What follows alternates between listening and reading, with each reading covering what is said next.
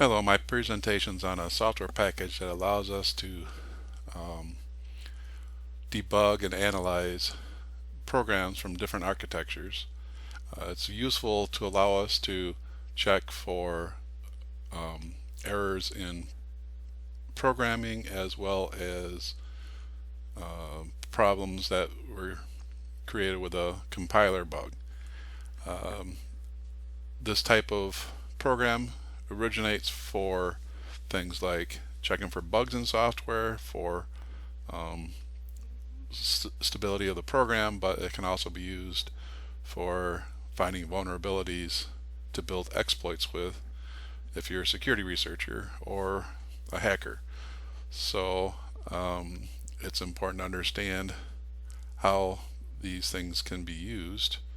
So as a programmer, we can use them ourselves to make sure there aren't any vulnerabilities in them, or to make sure that our compilers are creating the proper code, and can help us create secure code.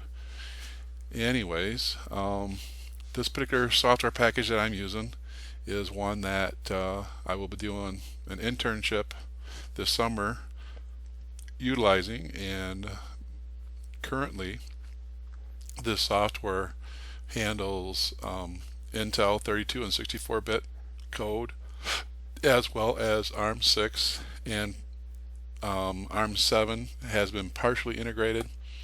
They're hoping to add ARM8 this summer. That's what my big job's going to be doing, is debugging the program, finishing up the ARM7 architecture support, and adding ARM8. The programs that it reads in can be in ELF format, which is what a Linux program writes its programs in, PE, which would be Windows format, or blob, which is just a generic dump of the memory, which is generally used in firmware for different devices.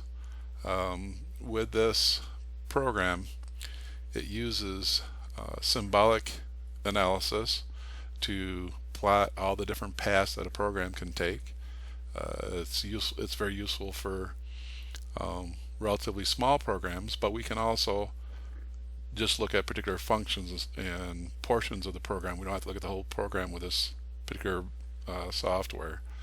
The software is written in Python, specifically up through 2.7, and it also uses the Qt module called pyqt.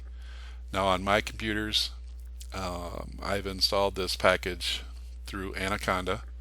I use the 4.0 series, and then I had to go back, which installs Python 3.5, but then I have to go back and install a second environment for Python 2.7, which automatically installs the pyqt module, and it's installs IPython libraries, which is very useful, and can be used by this program somewhat indirectly depending on what you do with it.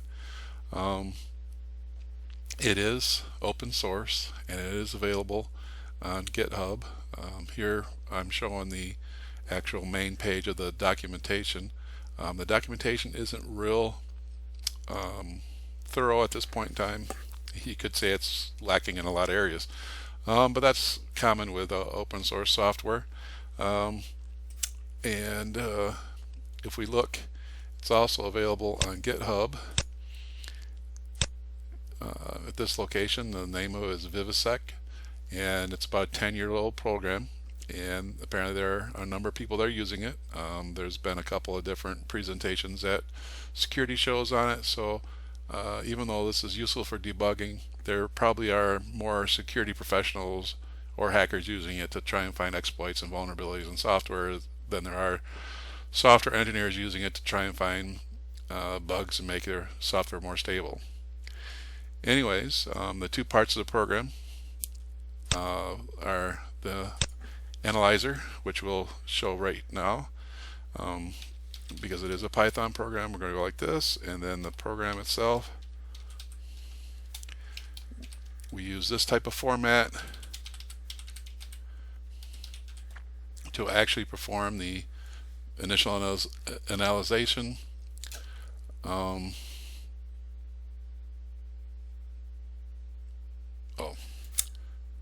it would help if I use the right name for the file. So you see it only took a fifth of a second to analyze this program. And if we look at this program,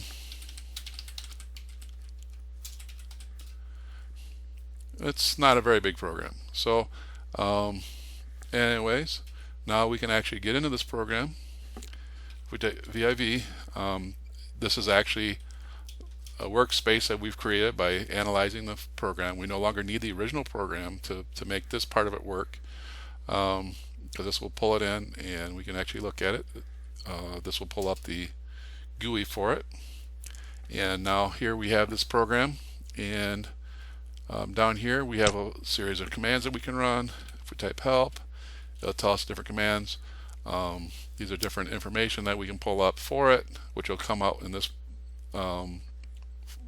window here. You can see we have an actual Python interactive window here. We can actually do, we can do a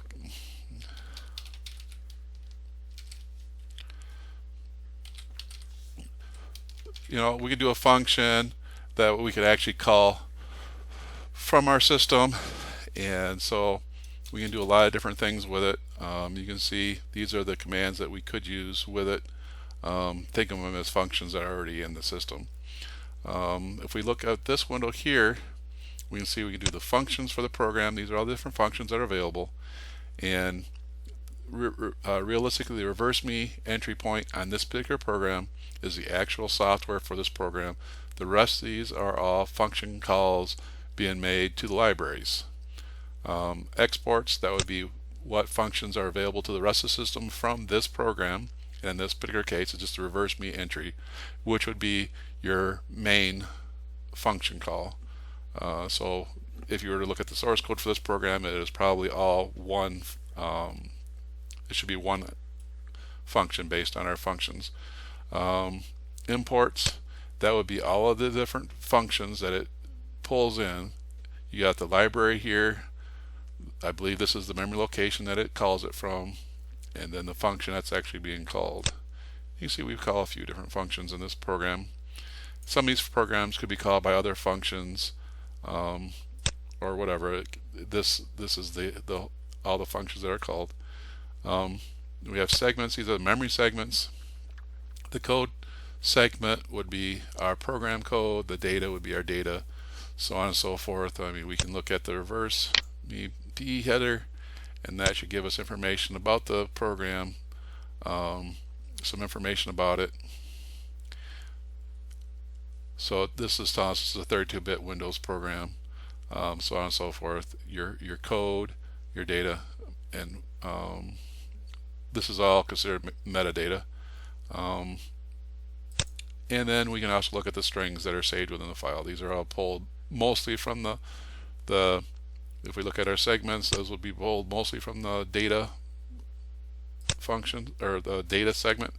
And now one of the cool things that we can do with this, if we went to the functions, we hit the reverse me entry, and we actually send that to Alt-Win. Now this is going to be an actual listing of the program in machine language for our program. Now you'll see in some places, you'll see like this test EAX. That is testing to see if the EAX is actually 0. If it was 0, then it sets the 0 register, which then is looked at here. If it'll jump, if not equal to 0, to this memory location here. Otherwise it jumps to this one here. So this is basically like an if-then statement, but it doesn't do it the way we're used to with MIPS. We're actually doing a test thing here, which will set a register, as I already said. This jumps over this command if it's there. If it's not, then this one goes somewhere else. So anyways, when you look at this program, you say, okay, you can probably figure it out which way it goes and whatnot, and you have to think about it, you have to draw it all out and stuff.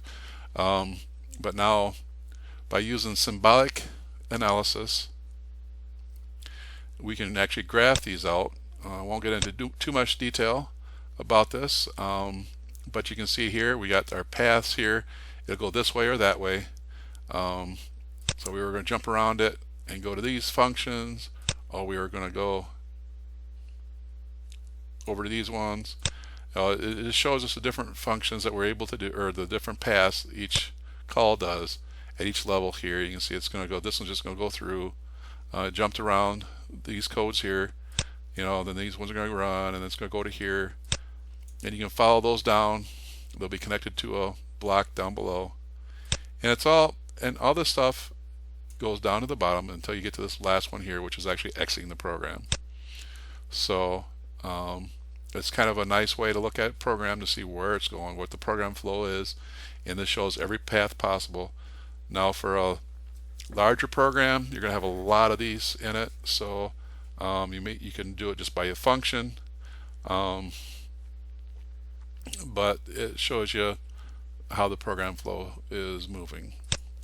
So let's real quick go to the debugger.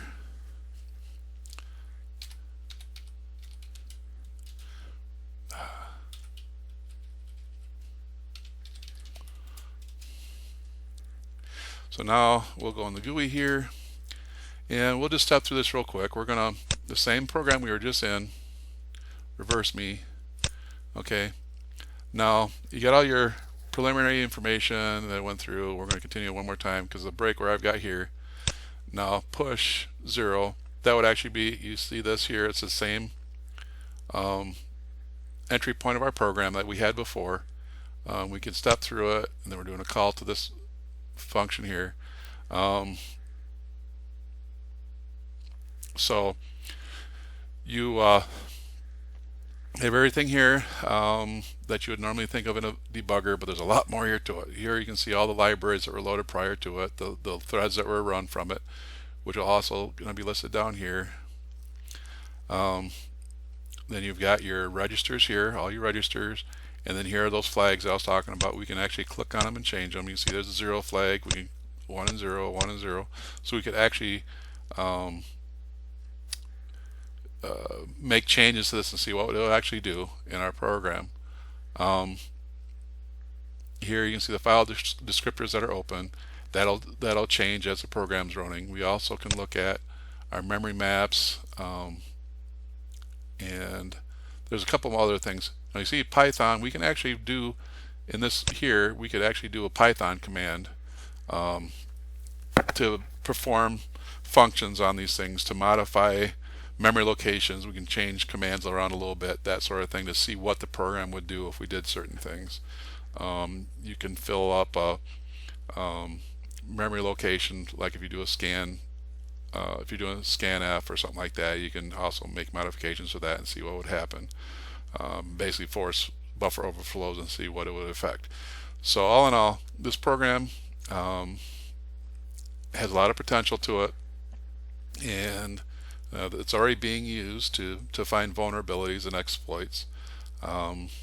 It's been presented a few times at DEF CON and other conferences, and it's a pretty potent program, which hopefully will be a lot more powerful, a lot more easy to use by the end of summer here once I get done playing around with it.